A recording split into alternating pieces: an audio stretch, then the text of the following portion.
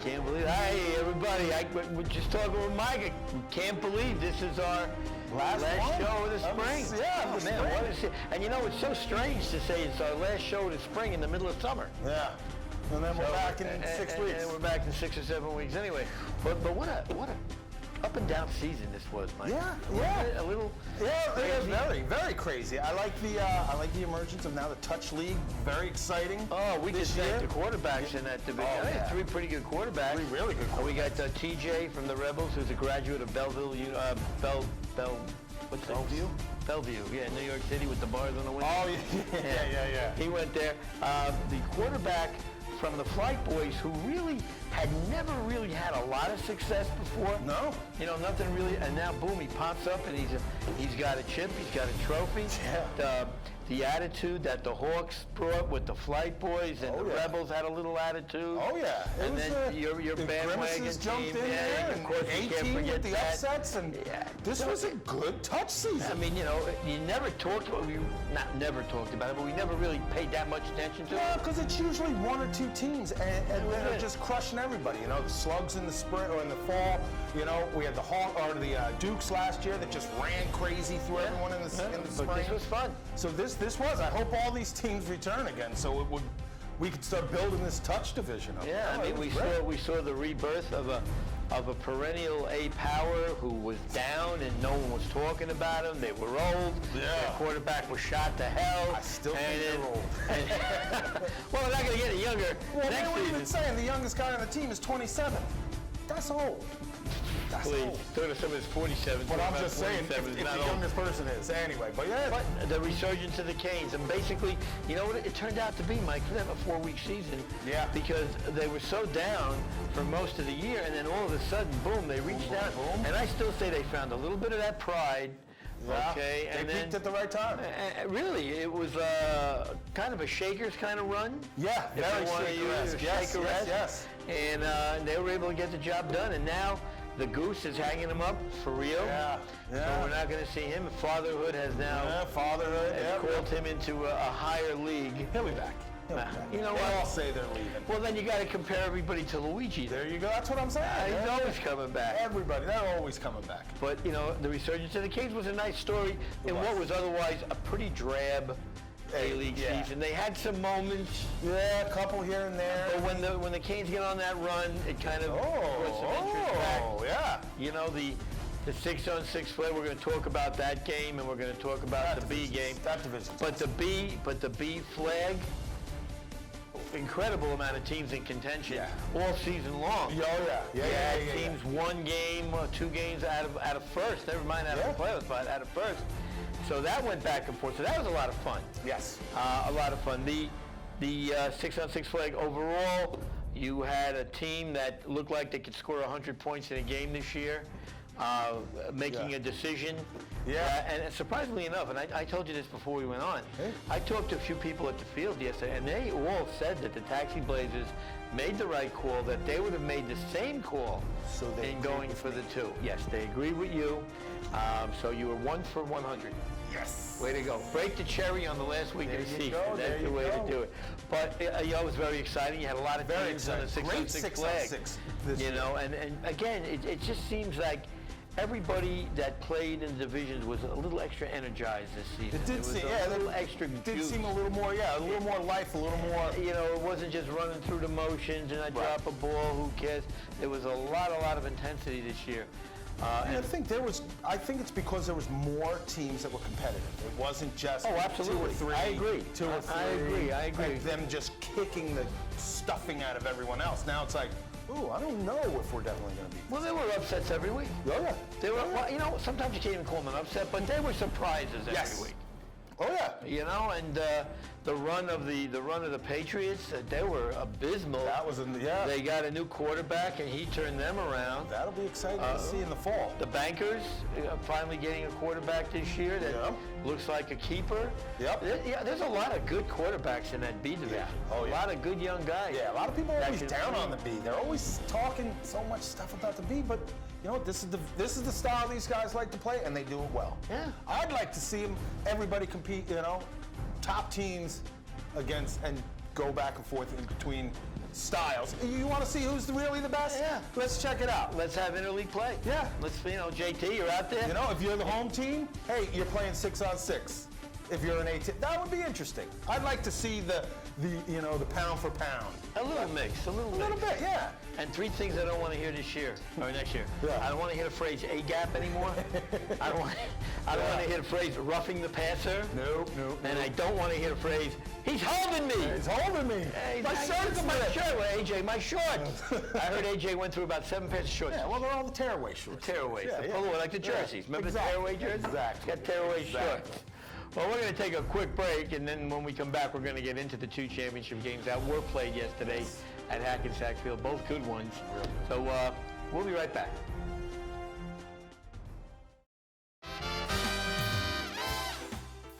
As restaurants come and go, it is rare to find an establishment like Steve's Sizzling Steaks. Steve's has focused on excellent food, comfortable ambiance, and a friendly staff. Times sure have changed since Steve's first opened their doors, but what hasn't changed is the family atmosphere that makes Steve's so special.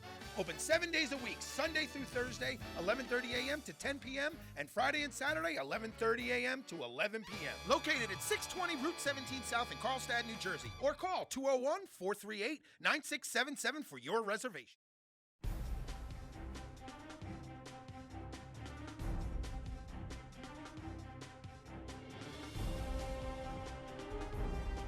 Hey, we're back again, and again, Steve, we want to thank him for sponsoring the field goal contest yesterday. Yep. You're actually going to see the final round at the end of our show. Yep. It was one I know it was posted, so I'm not giving anything away. Tim O'Connell wins it with a 50-yard field goal that would have been good from 55. That's serious business, man. I mean, that's heavy. That's not a 30-yarder. Yeah, and he doesn't use the shoe. He kicks it soccer style. He gets behind that thing. Well, he's 6'6", and 6'5" is all legs. Yeah. So he should be able to create a little torque. But I like him. He's the second biggest Giant fan I know. Yeah. And he's going to go have dinner for 2. And lucky him. He's bringing his wife, so that would have set him up for that night. There you go. Nice steak dinner at Steve's. So congratulations, Tim. Great job and a great season. So let's get to those games, Mike. Yes. Let's start with the 6-on-6 flag game where you, and I will admit it, you picked the Bruins to win this game. I did. And I picked the All-Stars, and again, my reason was, unless the Bruins did something different, I couldn't see the result changing, and they definitely did something different. But I'll tell you, I thought you had it in the bag going into the second half. Right at the end of that first half, All-Stars went up, 3 scores? 2 scores? Well, there was 2 scores, and if there's one play, and when you guys watch the game out there, you're going to see this. The All-Stars are up 2 scores with 21 seconds left in the half. Yep. In the half. AJ1 hits AJ2 on a little flare. He breaks at least 4 flag goals. Yeah. And goes in for a touchdown with really no time left. Yeah.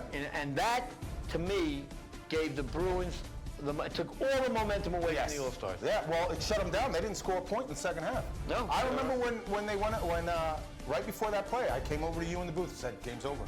You got it. Game's over. We looked at each other and said, if this is the same as it was, game over. Then the game might be over at that point. Because it really looked like the Bruins were playing with that pressure of, we have to win this, we can't lose it again. That's what it seemed like. Second half, they came out and they were like, we're winning this. Well, I tell you what, that play kicked them in the ass. Oh, yeah. It really did. Turning point. Because they received the opening kickoff in the second half, go down the field, score again, and go for 2, which made sense. Yep. Okay, they didn't make it. But now we're enough to start chasing that point. It's 28-26 at this point, and now they're in the game. I think Tatano gets picked off in the next. Yes, he does. Yeah, I think the next series, on the tip off of Bobby's hands. He gets picked off. Bruins take that in for a touchdown. Wow. So now they got the lead. Yeah. So now the game is a little different. Now it's the All-Stars pressing a little bit on offense. Yeah. And they had like 8 or 9 drop balls in the second half. Yes. They dropped a lot of passes in the second half. Very un-All-Star-like. Well, they're not used to playing from behind. Well, but I think then the play that really sealed it, with about 3.5 minutes left, the All-Stars have 4th and goal from about the half-yard line. Now they punch that in, and they've got 3.5 minutes. Different game. To hold and try and come back. And that was after the Bruins stopped them. They had the pass interference. In the end zone, which I thought was in the end zone. Yes, it was in the end zone. The pass interference was right, and there was a question on a rule there, Mike. Okay. And Eric, the ref, told me about it after. In the 6-on-6 flag, which is very similar to touch. Okay. The ball, if you're interfered with in the end zone, you get the repeat of the down on the 1 yard line. You do not get a fresh set of downs. Okay. So that made it still 4th down from the 1. And then what we've looked at it on film. We can't figure it out. It looked like the center bent down, and he's bent over the ball, and he makes a motion to snap it, and what's it called when you take a slap shot in hockey? And you fan on it. Yeah. He fanned on the snap. Yeah. So the ball rolls back to Tatano. The referee ruled that the snap was good because Tatano fielded it. Right. But he didn't move. Bruins smart though. You see Ryan came in and pulled the flag. They pulled the flag. Smart. Most teams, a lot of players would have probably just been like, oh, ball's dead. Let it go. But then the next thing you know, they score. But then after that, Mike, if you remember, the Bruins ended up getting the ball at the 1 because Eric ruled it a non-snap. Yep. And they never got back to the quarterback. So, again, the All-Stars had a chance right there to hold them. At least get a safety, get the ball back quick. Couldn't do it. Wow. Couldn't do it. And the Bruins go on to win by 10. History is made. And history is made. And first again, time in what, 8 years, 7 years? A long time. Their first playoff loss. But we said six All-Stars. We said that, and again, before we went on, we talked a little bit before we go on. Everything that had happened to the Bruins in championship games, tipped interceptions, drop passes, missed plays, fumbled snaps, flipped around. Yeah, it really was. Flipped around. In this game, it was the Bruins who really who played a clean game. Let's just say they played a great game. And the better team that day. They won. They won. I hope all those people out there who hate on the Bruins and hate on AJ so much for losing this game are kissing his butt right now. Well, and I'm serious because this guy takes it. He doesn't really ever talk much on the board, and all they do is attack him. This guy's been to 1 year they missed the play. Because they played the All-Stars. Because they played the All-Stars. Yeah, exactly. One time in what, the 6-7 years, 6-on-6 has been around? I mean, Come on! And I'll tell you something else, too. The All-Stars were the classiest bunch of guys after that game. Once again, they just show this league what being a class team is about. They'll yell at each other on the sidelines, and they'll go back and forth. They were very animated. Yes, very animated in this Luigi game. especially. Yes. They were really getting on their defense. Defense gave up 38 points. Yeah. That's a lot of points for the All-Stars to give up. But at the end of the game, they showed a lot of class. Yeah. They congratulated the Bruins, and you know what? And that impressed me. I like that. They didn't hang their heads. How you hang your heads? You win 6 out of 8 years or 7 out of 8 years. You don't get to hang your head. And I'll tell you, that one had to particularly hurt the All-Stars because we were talking about this year. They went 17-3 overall. Yeah. 2 of the 3 losses were in championship games. Yeah, they had the best season, Yeah, that's the best. We were 17-3. They lost 1 regular season game. Yeah. To the Diablos. Out of the 16 that they played. And I still think that game could have gone into overtime if they didn't have to get to another one. Yeah. And they just it was almost like a throwaway game. But extreme class by Tatano, and congratulations, Tats. Yeah. You two have entered fatherhood. I think he said his son's name is Bryce. Yes, I believe that was it. Big boy, 9 pounds. Well, like father, like son, right? Yeah. And Tatano also revealed that he has more hair than he did. Well, that's not hard to beat at all. Yeah, I even said E on the black guy E on the had more hair. Yeah. But again, congratulations on that. Congratulations to the All-Stars on not 1 but 2 spectacular seasons. Yeah. Both in the and they're going to be back, and I'm sure they're going to be in the chip game again in the fall, probably with both leagues. So they're not going anywhere. They're going to be a little pissed off. They're not going anywhere. They're going to be a little pissed. Yeah. We'll see if they get a team into the touch again. Well, knowing Tats, he's got a couple of aces up his sleeve. All right. You could see them with a couple of free agents that. Yeah. And who knows about Luigi? Luigi, I love you, buddy. You keep coming. You've got more. Good though, man. Remember Steve Howe from the Yankees? He's got more comebacks than Steve Howe, Luigi. Yeah. And Luigi, the golf outing, and that's another thing, but let's throw that in right away. Golf outing has been posted up on the board. Meadows Golf Club is sponsoring an outing. It was supposed to be for the officials, but he said, you know what, let's open it up to the players. And for the players that have gone, and I play, and Dennis told me that a lot of ACFL guys go there, and he gives them a discount. He gives them a little bit of a break. And now he wants to do something even better, $25 for a round of golf, with 2 hot dogs and a cart. You know, and how do you go wrong? That's great. Great day of golf. You got they're not your opponents. They're your now you're just having a good comrades. time. They're just out there having a good time. You know, maybe playing some skins or something like that. Exactly right. So get in touch with JT because it's going to be a great event. I'd like to get 20 to 30 guys out there to play. Yeah, that'd be great. And should be fun. That was a good season. So congratulations to the Bruins, right? Yeah, hey Bruins. Guys finally get one. And now, you know what they say, the first one's the toughest. Yeah. After the first one, we'll see. They still got the All-Stars in their conference. Does it get easier after the first one? I don't know. I don't think so. No, like I said, they still got, all those teams ain't going anywhere. No. You know? Let's get to that B Flag Championship game, which was interesting in as much as that, and we can now say this on camera. Right.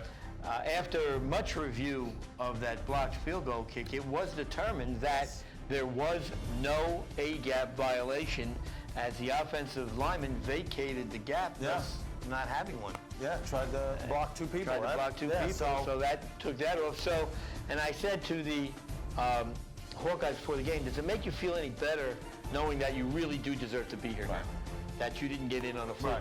And they gave me a great, I don't care. We're here. We were here whether it was the right call or the wrong call. Yeah, that's true. They got to focus on that game that day. Pre-game interview with the Hawkeyes, they were brimming with confidence. They really felt like they had a big shot in this game. Went over to the Goon. Well, yeah, you're in a championship game. You're expected to put on a good show. Yeah. Right? You're expected to be like, yeah, we're going to win. Yeah, of course we're going to win. You're in a championship game. Yeah. If you're not, like the man said on last Wednesday. Be there if you don't think you're if you don't think you're going to win, don't show up. Flipped it over to the Goon sideline, and they were just as confident. Oh, yeah. If not more. As a matter of fact, Mr. G, who turned out to be the MVP of the game, I mean, that guy his confidence was coming out of his ears. He really thought that they were going to handle the Hawkeyes easily.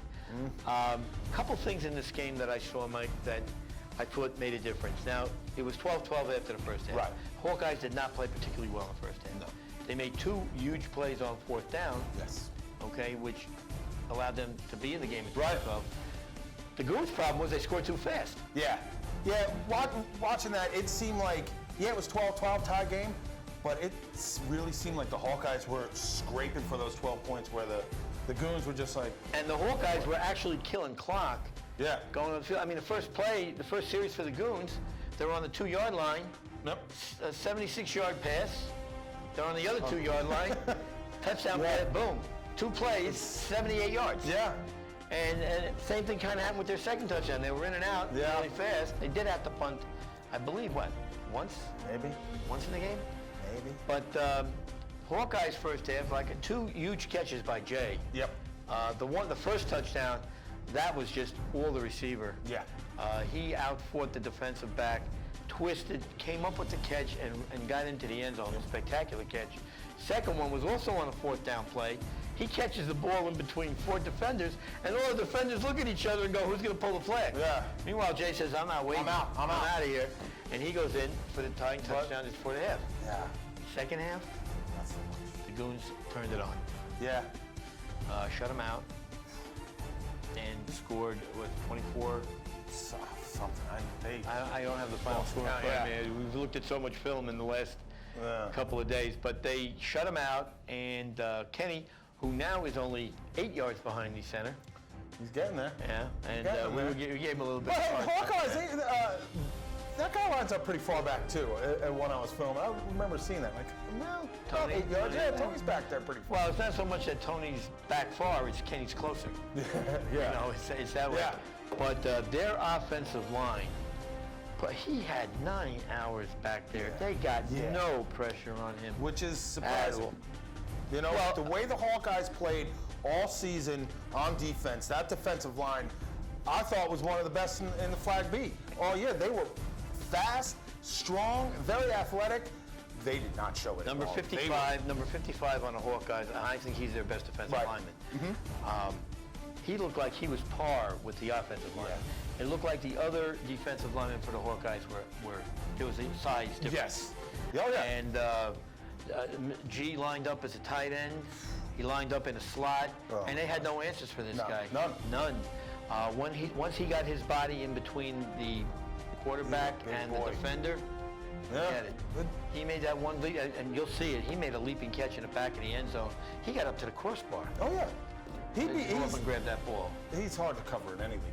Nobody's. And we're talking about him, but every goon, and I said this to you, when Kenny threw a pass to any one of his receivers, when that ball hit their hands, it locked. Yeah, it stuck right in there. It just stuck right there. So these guys got a clamp on the ball. You're not going to draw the ball loose from these guys. And the Hawkeyes were not going to overpower them, thus the final score being what it was. Yeah, I'll tell you. I was telling you before we came on that I don't know why I'm always so down on the Goons. I never picked the Goons, even when there were Spartans and they merged and all that. I don't know why. I think Kenny's a great quarterback. I think he's probably one of the best ones in the league. But, yeah, I don't know why. And I realized it. They're not on the field long enough to analyze, I was telling you. They score so quickly, and it seems very effortless to them. It's just, here we go, touchdown, okay. And you know what else the secret is? Think about this. They play up in Rockland County. Right. So the only teams that see them are their divisional opponents. Yeah. All right? There aren't any other teams. It's like they're playing in the CFL. Yeah. Up near the Canadian border. Yeah. You know what I mean? Nobody sees them. Yeah. Now, let me ask you this. And sure, no, last show, last shout. How good did the Warriors have to play to be within 2 points? Now, China was the quarterback. China was the quarterback, but still. Even the game, I mean, when they played them earlier this year, it was a good game. Obviously, the Goons won, as always, it seems. But yeah, but nobody sees them. Nobody sees them. Yeah.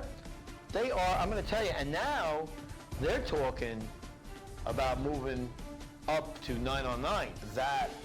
Yeah. And that's not, they won't be playing any 9-on-9 games in Rockland State Park. No.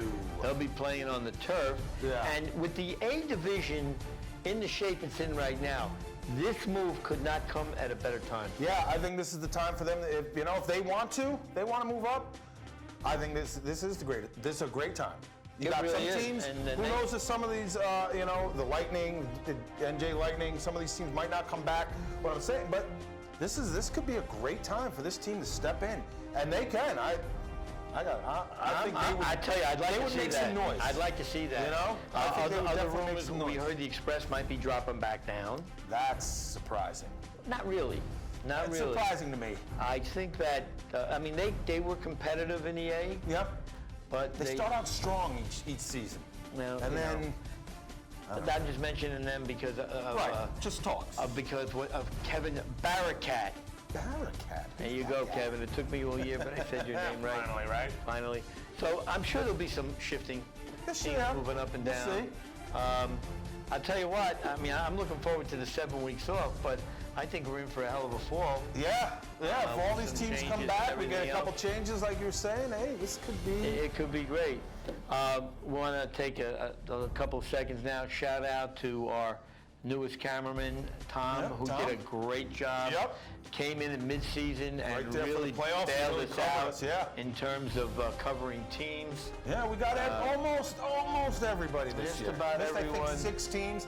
I apologize. You know what? I'll hit you guys up first. You'll be the first 6. You'll be the first 6 that we do if you're back I'm here. Gonna get on it and out of 54 teams. Not too bad. Not too bad. Special shout out to JT. Yes.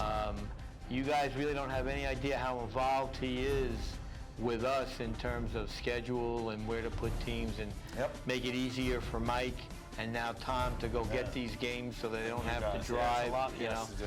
And a special shout out to the man McSee, who once again did a great job this year. He's here. We're taping this show this afternoon, Monday, and he's been working on these games to get them up all morning. Yeah. So it's a tedious thing for any of you guys that have ever done anything in film editing or anything like that.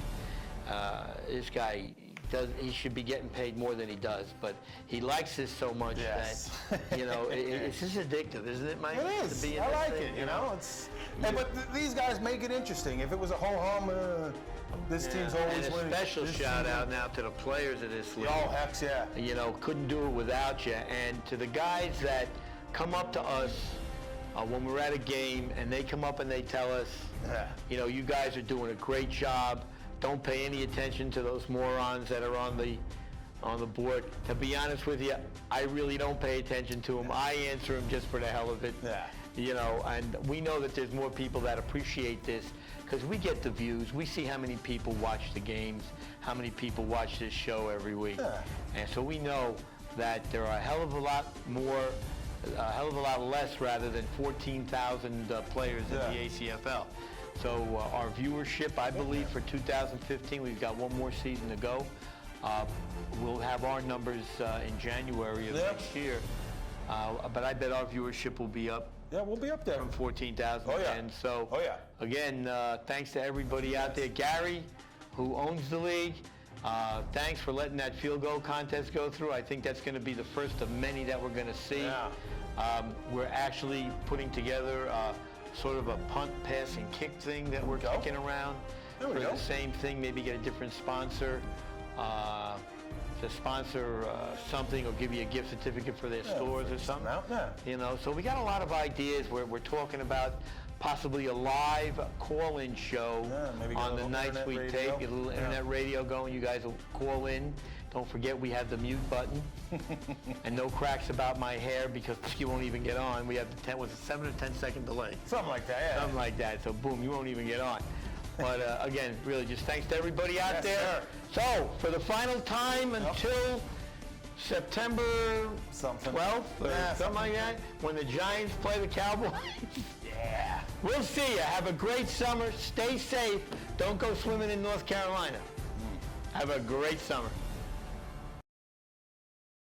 All right, we're down to our single elimination in the field goal contest. We have 4 kickers left that just made it from 45 yards. We're taking it back 5 more yards to 50. So, leading off in the final round, single elimination. Timmy? All right, Tim O'Connell from the All-Stars. He must make this field goal to continue. Single elimination. What if we all miss? Not the three, Then it's just good. Do you guys just stay good?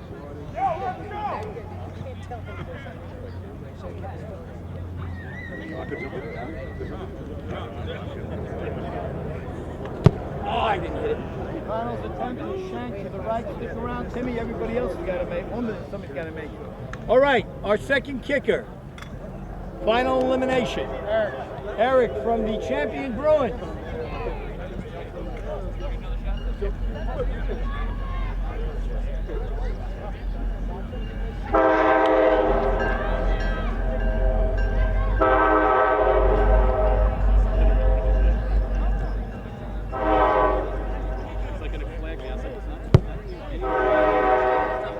Long enough, but it is wide. And you are? Dom from the Lightning. Dom from the Lightning. All right, Mike McCarthy is rooting for you. Mike McCarthy, we have the Lightning kicker here.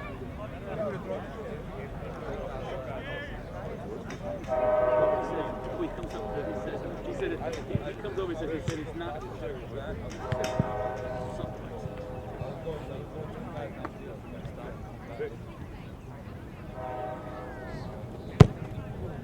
Kick is up, and it is no good, short. That means if this kick is made, here's our winner. Dave, it's yours for the taking. How big is that steak? As big as you want it to be. And you know something? If it's free, you don't care how big it is. About to cook from the ground. Big hole, big hole.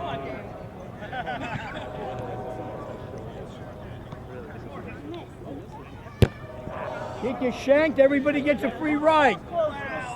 Let's go, Tim. Eric, you want me to hold? Tim. Matter, sure. All right, the guy that went second can go first now. Who was our second kicker? Timmy, you right there? You know, crack at it, Timmy. Oh, very inconsistent. Just do you. I got you. I know where it is. Yeah. Dude, you guys played really well.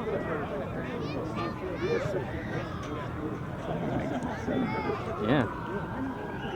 Changing how we played the game and trips to big differences. Once you're able to run with that cross on the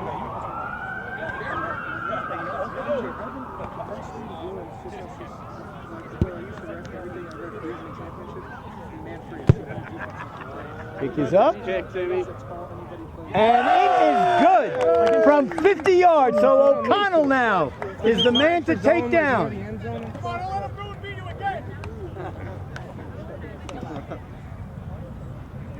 Tatano demonstrating great sportsmanship over there.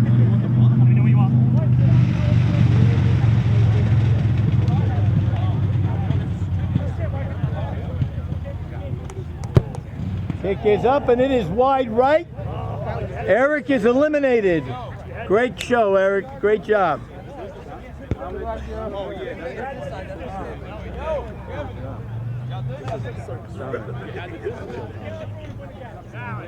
Dominic from the Lightning, Mike McCarthy's favorite team. I almost said put on. You know what? I've been knocking it back.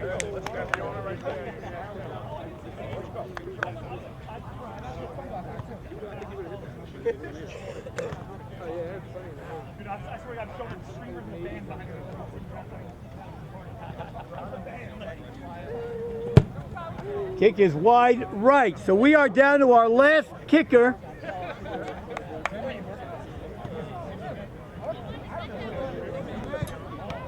Dave will be playing in the championship game with the Goons.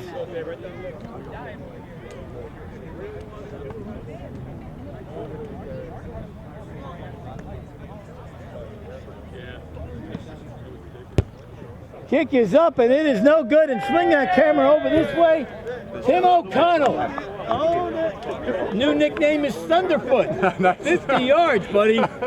All right, well, you'll get a $75 gift certificate to Steve's Sizzling Steaks. Yeah, my wife will be happy about that. All right, you gotta leave me, give JT your email, not your email, your home mail address. Steve will mail you the gift card. Sounds great. Thank All you right, guys very congratulations, much. buddy. I appreciate it. Good Thank job. you so much. 50-yarder to win it. You didn't cheese it. Appreciate it. Thanks, All right, guys. thank you. Okay, first field goal contest ever won by Tim O'Connell. He wins a $75 gift certificate to Steve's Sizzling Steaks. And look, even if you have to pay for the steak in there, it's well worth it. Joey B getting ready for the Flag B Championship.